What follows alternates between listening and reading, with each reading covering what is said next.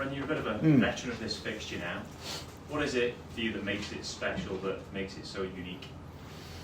Well, I think the whole occasion is the sort of build-up to the game, the intensity in the stadiums, of course. And just the overall emotion around them are absolutely fantastic. So something that I've always enjoyed, no matter what stadium, whether it's Celtic Park, Ibrox, Hampden, the great games to be involved in.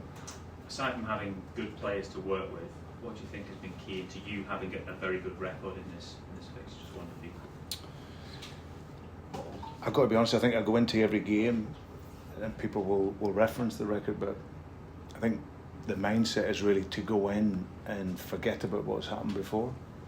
You know, it's you can't rely on that. It's the preparation, it's the calmness of the team. You know, the build up to the games are relaxed but focused, and of course then you have to perform. So and the players over both my periods here have performed so well in these games. So like I said after the last game, I'm really looking forward to this game. This is a game where, as I said, the supporters were 60,000. The pitch will be magnificent. And it's a chance for us to perform. Have you been surprised that Rangers have pushed you this far into the season, that it's gone this long, given where they were perhaps at one stage? Not really thought about that. I think going into every season and every competition, you always expect to have competitors, and of course Rangers normally being the closest ones. But the focus primarily has been on ourselves. So however which way we started the season, how we were in the middle, our focus has been on ourselves and getting to a level that I would expect us to be at. And certainly we arrive into the game, we've had 7 out of 8 wins. The draw we had was still a very good performance at Ibrox. So we arrive into the game in a good feeling, and as I said, Rangers have been close a lot of the way through the season. So, but that's what you want. You want competition, and that hopefully brings the best out of you. After playing very well against Hearts last weekend, you said this weekend you hope to have a bit of fun. Are you surprised at how that comment has caught the attention across the city? Yeah, it was. I think anyone who was at my press conference would have sensed and the way in which it was said. It was, you know, the obviously the reaction to that is totally without merit, and it has no context whatsoever. You know, I certainly have never referred. You mentioned my past record in these games. I've never referred to these other than being intense, being competitive. So we never talk about the game as that, but we talk about the whole occasion. The occasion is one of the most iconic games in world football, and I love it. That's one of the big reasons I'm, you know, here, and the great pride and privilege I have of managing Celtic in a Rangers game. So the whole emotion, the whole feeling around this game is absolutely amazing. But yeah, I've seen some of the headlines around the disrespect and whatever else, but it's totally without merit. It was never in that context being said, and I never would be that person to disrespect another manager or another team, you know. So yeah, but I suppose it's part of the build-up for you guys. Can that situation maybe show the pressure, sort of powder keg environment of what the lead up to this match can do, whether people can cope with the pressure or not? I don't know. I can only talk for myself. As I said to you, I've loved these fixtures. It was the ones I've been really looking forward to since when I was up here the first time, and for me the record is great, but for me it's always about building more memories and more great occasions in this game. So but everyone responds, reacts in different ways. As I said, I understand the feeling and the tension that can be around these games, but that's not me. My job is to find the calmness for the team, and like I said, the players have been very relaxed but focused this week. Preparation's been first class, and then that allows us to go into the games ready. You mentioned happy memories in your previous spell here at the club. you managed to wrap up the title against Rangers on one of those occasions. This time, it may not be mathematically possible to be crowned champions tomorrow, but how much of that is a huge opportunity to almost, to be on the line, to put one hand on the trophy tomorrow? How big of an opportunity is that? Well, it's a great opportunity. That's what stands in front of us. We have that opportunity to do that. But like you say, nothing will be won. We need to go and perform well. We need to work hard. We need to be intense, and we need to ensure that our game is at a good level. We'll have an amazing support, which will just take us through the game and that wave of emotion, and hopefully we can entertain the supporters as well, on the field. But yeah, primarily the job is to get the 3 points, and if we can do that, it puts us in a brilliant position with 2 games to go. How's your squad looking? How big of a decision do you have to make in terms of Maeda and Forrest or whatnot, in terms of that front three? Yeah, I think every game is that. Every game you're always looking at the dynamics and trying to anticipate what the opposition might play and the players you can play against that. But yeah, I'll whatever team we play to start the game, I'll be really comfortable with. But knowing that the impact of the substitutes will be very important. There's a real narrative around the idea that Dyson Maeda has a lot of success up against James Tavernier. What's your thoughts on that? I don't know. He plays well. He plays well. James is a really good player. He's been a really good captain for Rangers. Dyson, he's an amazing athlete physically.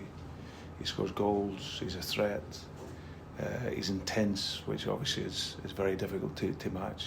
He's a real specimen physically. How he presses, how he runs, and of course in a pressing team like ourselves, that's absolutely vital. You mentioned the phrase relaxed focus a couple of times. How do you make sure that tension that might be out with the training ground with the fans maybe doesn't kind of come into the players, keep them relaxed? No, but I think it's what I say. We're very focused on ourselves and being in here and doing the work. And I think the players know by the time they arrive into the game tomorrow, they've had a really good week of preparation. We've looked at various scenarios that may happen or can happen in the game, and obviously when you go into a game with that clarity and that sole focus on performance, then you have to then take that into the game and ignore everything else that's going around. But I say ignore it. It's a massive part of this game, and that's for the supporters and that's for everyone else to be excited about and to look at, because as I said, it's what makes this fixture unique in many ways. The passion, the tension, the build-up, and of course where we're at this stage of the season, being so close, then that adds a bit more spice to it as well. But for us, it's just about our football and staying focused on that. With the way the league table's sitting at the moment, of course a win or a draw suits yourselves more. Rangers know they need to win tomorrow. Do you anticipate that impacting in game at all? If it gets later on in the game and the result is a certain way, that it could really change the dynamic of the game at all? For us, our intention is to win the game, so we don't prepare for anything else. We look to attack the game, and that's our only focus, and we'll see where that brings us. Brendan, how big a part of a game like tomorrow is trust? I know that you said you forget what happened before, try and forget what happened before, but the players in there can look at you and see a manager and trust someone that's done it time and again in this fixture. You can look at players in the dressing room and see guys who've been over the course before. How important is that trust on a day like this? Yeah, well, it can help, that consistency, knowing what you're going to get from people in a high stakes game, in a game of tension and a game of pressure. So whether it's a manager or a player, then you'll always look to that.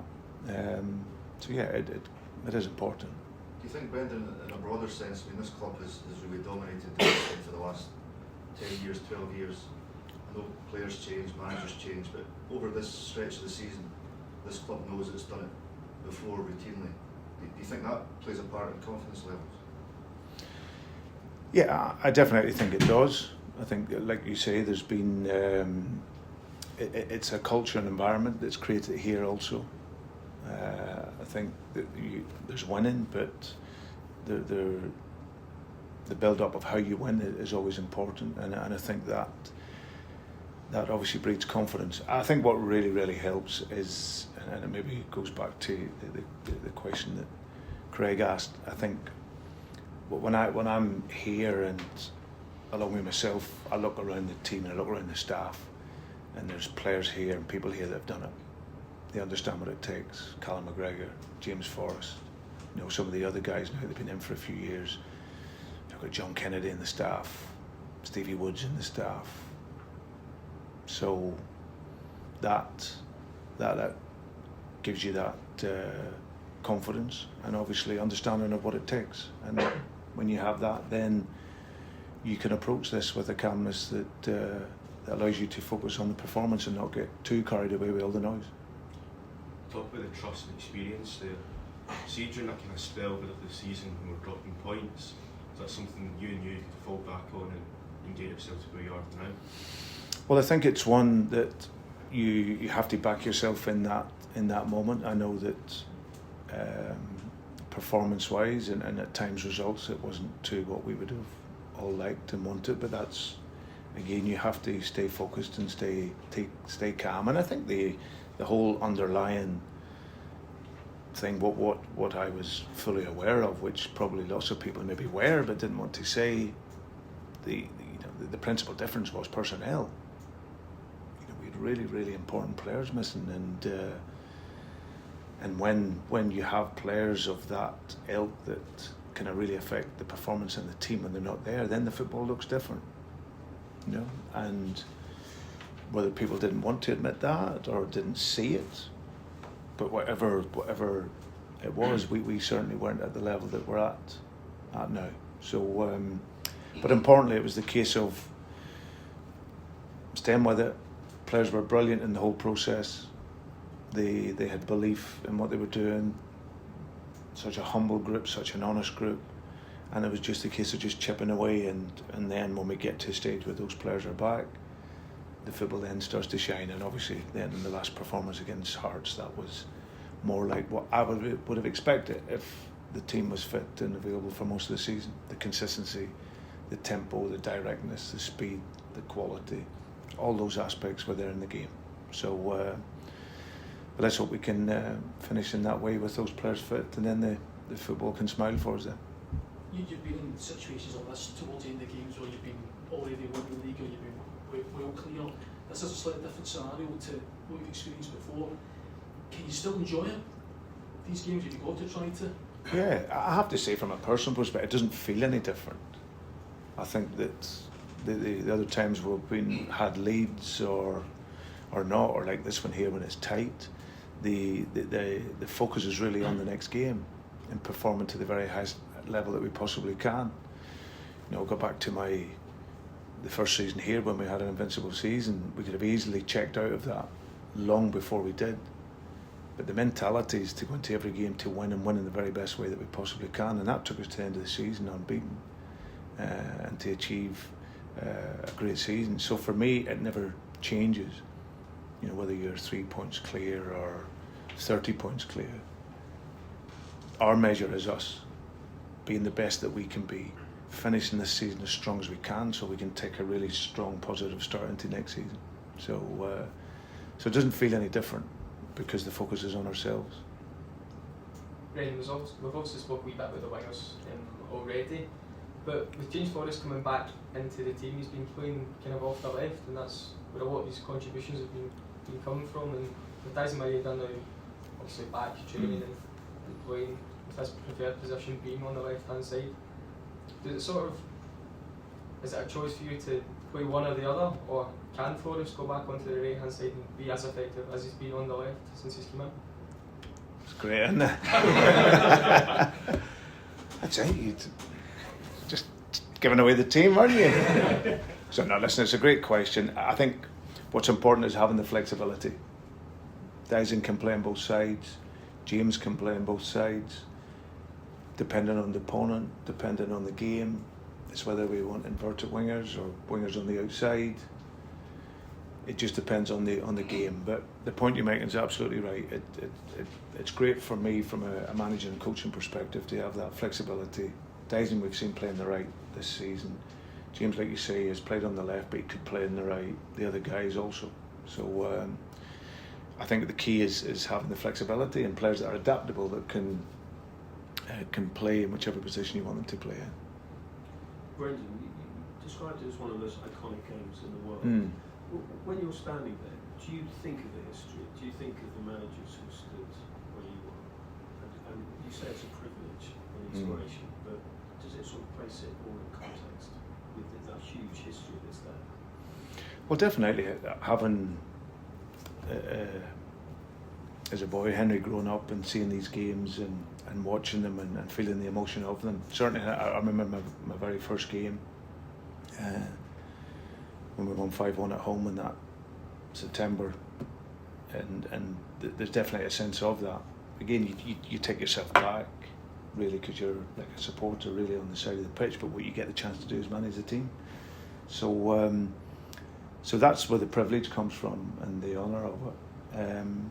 But as the games I've watched all my life, been involved in all my life, and now have been involved in quite a few of them. There's certainly nothing gets mundane. This will be what I think by the end of the season we'll have played 5 times. But for me, it's only excitement and sheer passion. And like I said, I've been involved in Liverpool, Manchester United, Liverpool, Everton, great games. Swansea, Cardiff was a great derby game as well. But this is different. This is different. The feeling, the tension. It's it really is an iconic fixture, and as I say, I'm very privileged to manage Celtic in it. So there's more tension? Yes.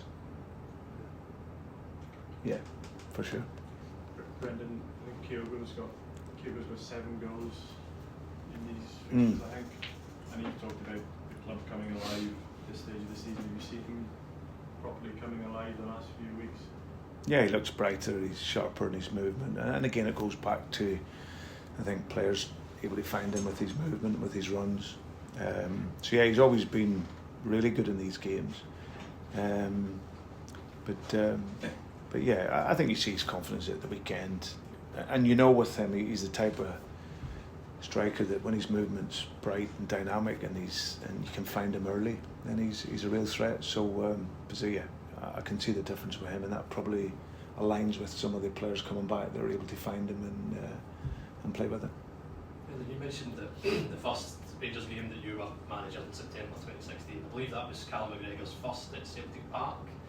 And you spoke about these guys you can trust and looking in the dressing room, and you've got a group of winners. You've seen him mature as a player, but as a person as well in that dressing room. What's that like to see him now the captain, to see him in the huddle calling the shots, given that you experienced that Rangers game at Celtic Park for the first time? It's been amazing to see. He was a talented young player. I think that again, what Callum did, he was really patient in his development. I see lots of young players here now and across clubs. They've only been first teams at 17, 18, and that's not always the case. You look at Callum coming through, getting a great education with the coaches here, then goes out on loan to Notts County, comes back, and then by the time 2021 he's starting to get a feel for it in the first team. And it was one of the big factors for me coming back, I've got to be honest, knowing that he was here, because he was absolutely phenomenal for me in that first season. The number of positions that he played for me, and his view of the game is at the very, very, very highest level. And I knew that I've been lucky to have worked with some great captains, some brilliant captains, and he's right up there with them. All captains doing it a different way, but for me, just to see his growth as a player, as a personality on the field. To captain a club like Celtic, you need to have big personality on and off the pitch, but you also need to have the humility, and that's what always strikes me with Callum. He's an absolutely brilliant player. He was majorly influential in me coming back here. because they had to work with someone like that, knowing him, knowing what he brings, knowing his professionalism is at the very, very highest level of any player I've ever worked with. He is there with them, and then his performance level. It's it's great to see, and he's developed into an incredible player, but a great man also. You've referenced, Brendan, it's perfectly fair, you've referenced the players that were missing through that chunk of the season. Did you always have complete confidence and conviction that when you got the people in the pitch you wanted on the pitch, you would find rhythm, or does managerial doubt set in a little bit there? Well, I think you hope. I think you go back to what you hope and why I was coming in, because I'd obviously I took over I wouldn't necessarily say I took over a squad of treble winners. It was a team of treble winners, but then that team then had major gaps then. So when they leave, and then the players that are in then within that team are then out, then it was a real challenge, and it has been, and there's no denying that. But you always have to back your players, back our process, back yourself, staying calm and knowing that if we can keep working and just keep chipping away, we can get to level at the most important part of the season, and that's eventually what's happened. So at times it hasn't been perfect. The reality is it doesn't have to be perfect in football. You just have to try and get better every single day, every single game, and then that can take you to where you want to get to. And that's how it's worked out for us. Now we still have a massive job to do, starting tomorrow.